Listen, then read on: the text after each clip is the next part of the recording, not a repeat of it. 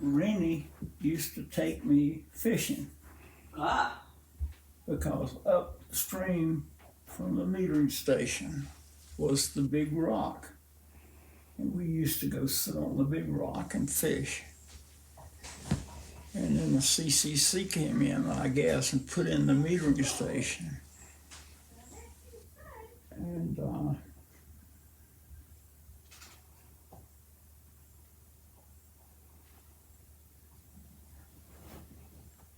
And I guess the road down to the big rock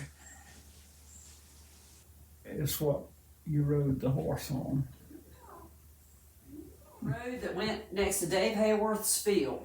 Yeah. And it sort of dead-ended into another big field that was just grass, and then it was beyond that, and maybe we just found it. But the convicts, they used to go down there and pump sand right at the metering station.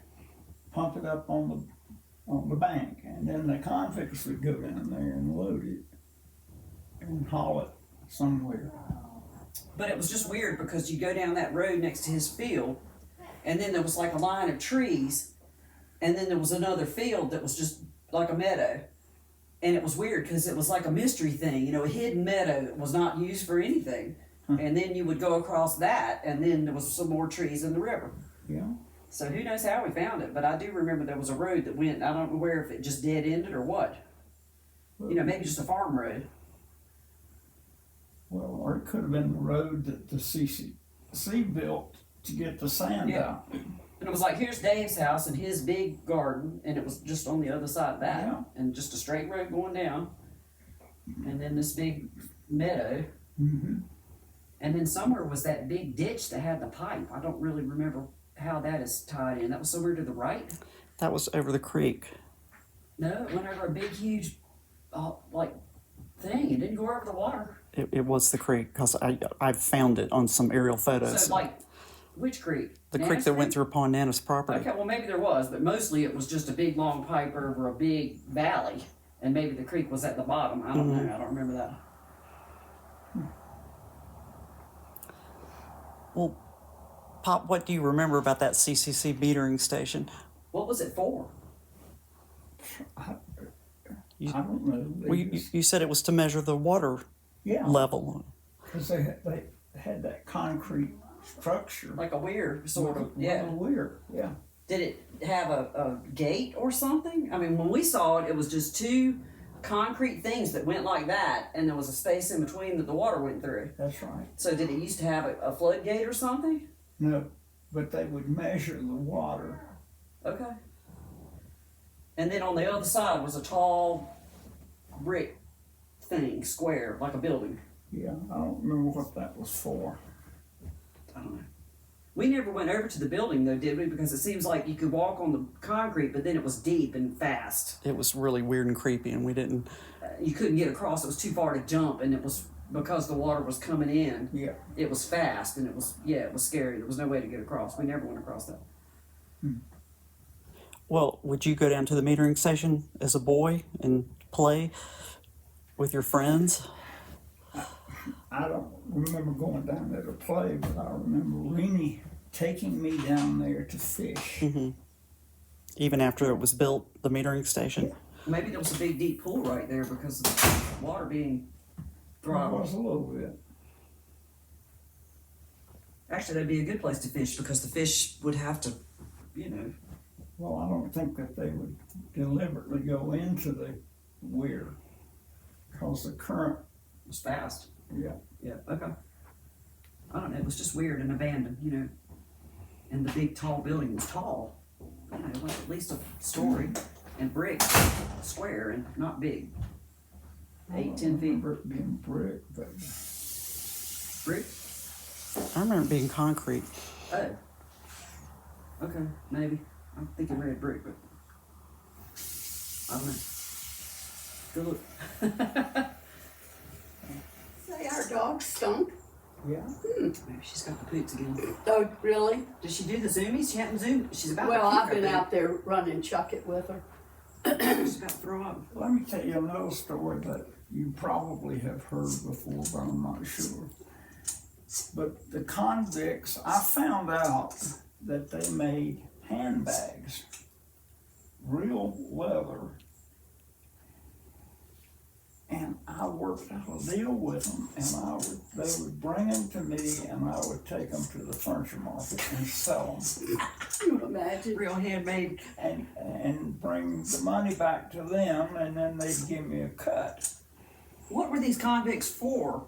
They were like petty crimes, or were they murderers? No, they're petty crimes. Okay. Well, where were they assembled? In jail? No, down doing CCC work at the Yeah, Oh. work crews. but they Okay. made I'm sure Sorry, at I missed night that. they made the pocketbooks. At night they made the They're all license plate shaped. And because there was a little small prison up across 68 way up called Sandy Ridge. And it was an actual prison? Yeah, but it was minimum, minimum security. I don't think convicts were as bad back then as they are now, clearly. Maybe. Were they chained together?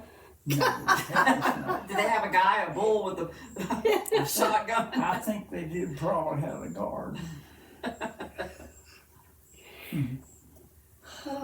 My times have changed. It just makes me sad, really.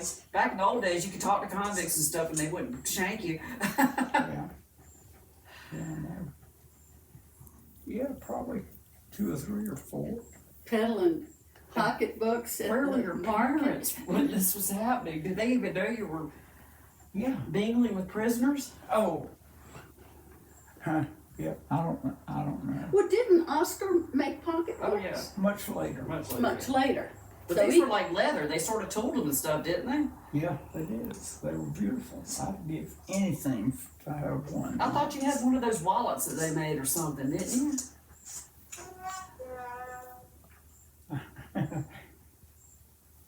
I don't remember. It seems to me like you showed me a wallet. Maybe Ian hasn't. I don't know that they had made, and you still have those. Because they made wallets I also. vaguely remember that. Yeah, it's probably laying around here someplace. You came across a convict made wallet. And you go on the Antique Roadshow and I'll tell you what, that would yeah. be worth a bunch. I bet it would be. You tell them the story. That's just so funny. I love that. What? 10, 11, 12? So like 1950.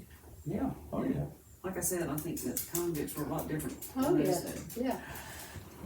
Yeah. Everything's different. Yeah, But for real. it's interesting to me, and I don't know where I got this from, that I, at different periods of my life, was selling stuff. Well, you come by that naturally then. Yeah. Being- My dad was a salesman. Yeah. Simpler times. And so we would go over there, like on a Sunday, take picnic.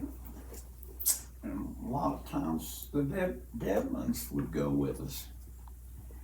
And it was beautiful. And this creek came down, and then there was a pool.